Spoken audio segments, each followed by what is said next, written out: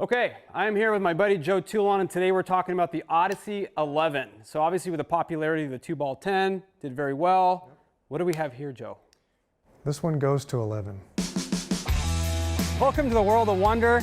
Let the games begin. Oh, this thing's awesome. It's actually a lot of fun to hit. This is Mr. Phil Mickelson. Phil, it's nice to meet you. I know a lot about your bag. How much do you know about your own? Not as much as you. Hey, that's a good reason to put an iron in your bag. There's so much that goes into adjusting a golf club. Do you see that?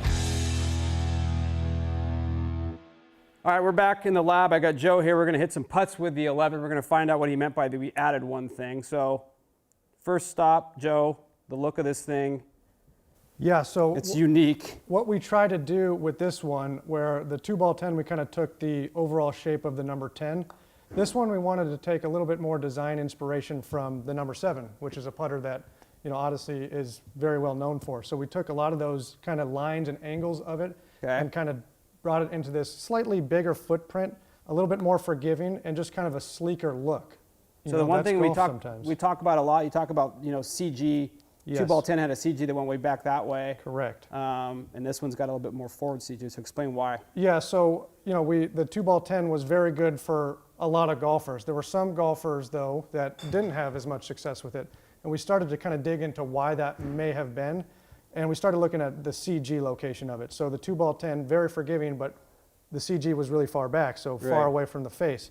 So for those players who maybe rotated a little bit more than some, they had no problem rotating it open, but to get it back to square, they had to work so hard to get that toe to kind of turn around and get back to square at impact. So those players actually started to miss putts a little bit more to the right. Okay. So what we wanted to do with this is kind of take the same sort of size of it, but bring that CG a little bit closer to the face without really messing with the MOI, which we were able to do. Okay. So this one, we'll want to swing a little bit easier and kind of get back to square at impact for those players who maybe struggle a little bit more with the 2-ball 10. It's got the White Hot OG insert. Yep.